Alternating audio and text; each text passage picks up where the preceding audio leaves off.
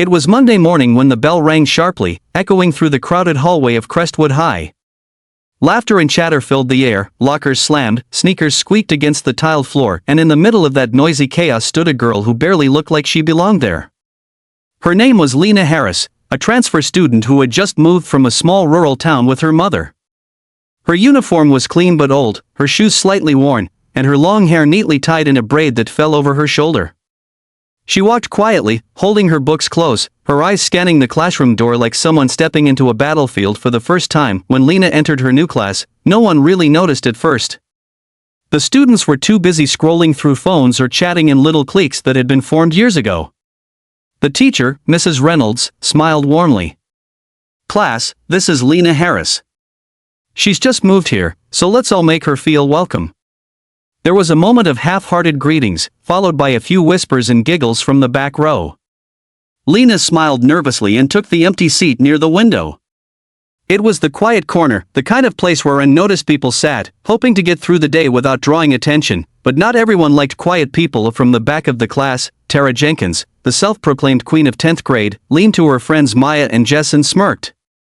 "New girl looks scared already," Tara whispered. "Bet she'll cry before the week's over." Maya laughed softly. "She's too quiet.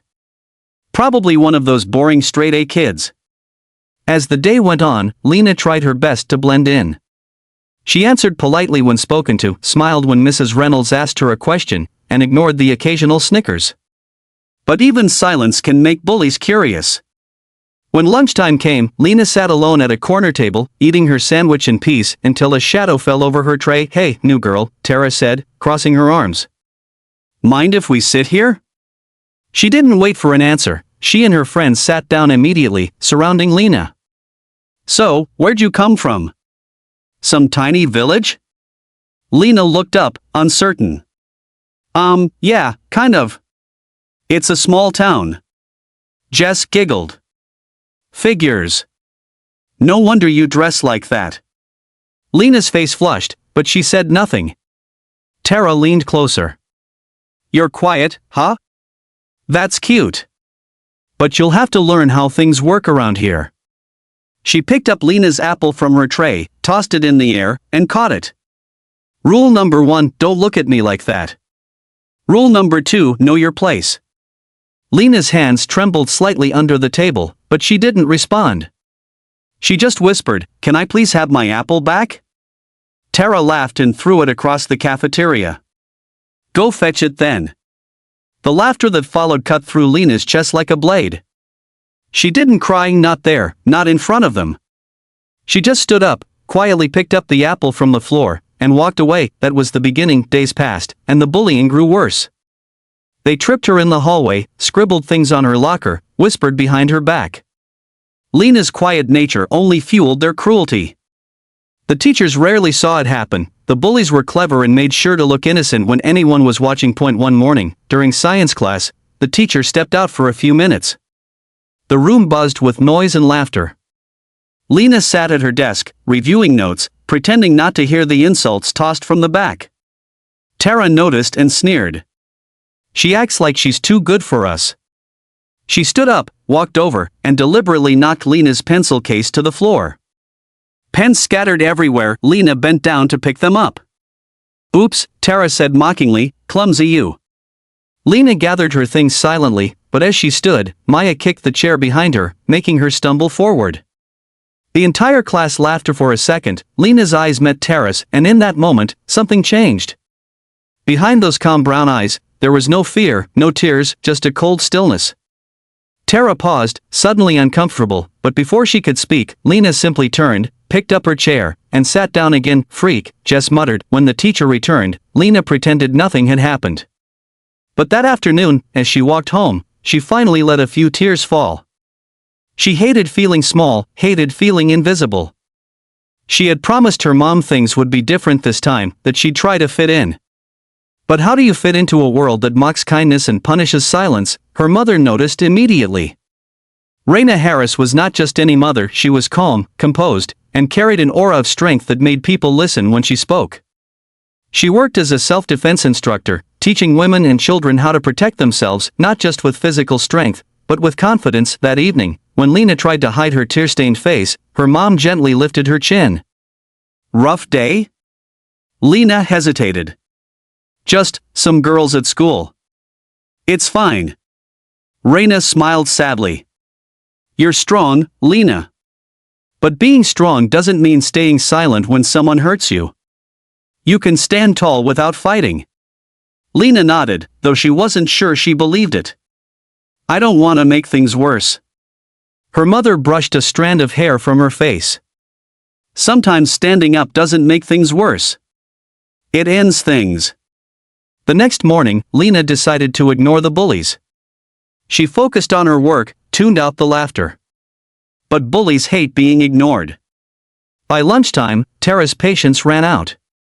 She decided it was time to break the quiet girl for good. When the teacher left the room for a meeting, Tara turned to her friends.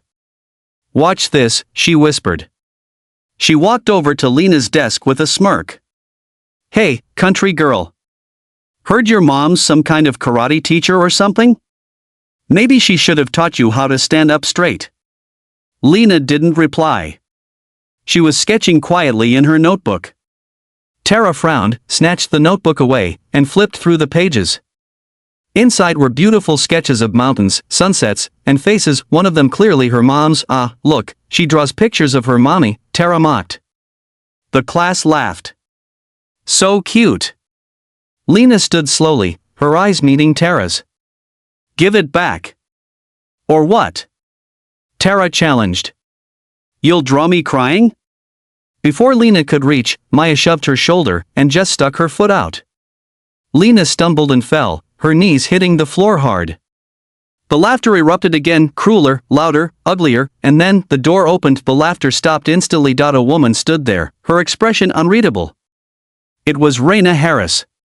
She had come to drop off Lena's forgotten lunchbox, but what she saw froze her heart. Her daughter on the floor, surrounded by laughter. Every student went silent. Raina stepped in, her boots clicking against the floor, the kind of sound that carried authority. What happened here? She asked quietly. Her voice wasn't loud, but it had weight. No one answered. Tara swallowed hard, her confidence vanishing under the woman's piercing gaze. Raina's eyes softened only when she looked at Lena.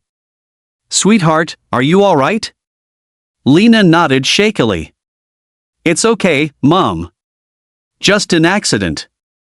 Raina crouched beside her, lifted her gently to her feet, and whispered, an accident doesn't make people laugh. Then she stood and faced the room. Who kicked her? She asked, calm, but her tone carried something electric. The kind of calm that makes people nervous. Still, silence. Even Maya's smirk had disappeared. Raina folded her arms. I see. So everyone here saw nothing?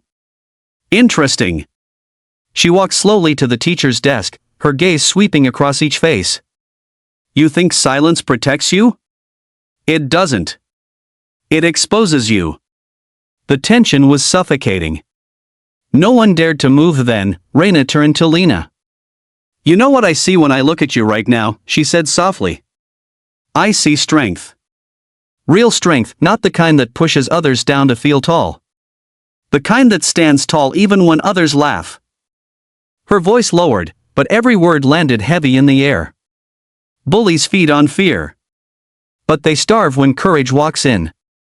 She looked back at Tara and her friends, who now stared down at their desks. I hope you remember this moment, because someday, you'll wish someone had taught you what respect feels like before you lost it. The bell rang, but no one moved. Raina took Lena's hand. Come on, sweetheart. Let's go. As they stepped into the hallway, whispers followed them. Some were shocked, some inspired. But one thing was certain, the quiet girl wasn't invisible anymore. The next day, Crestwood High buzzed with whispers.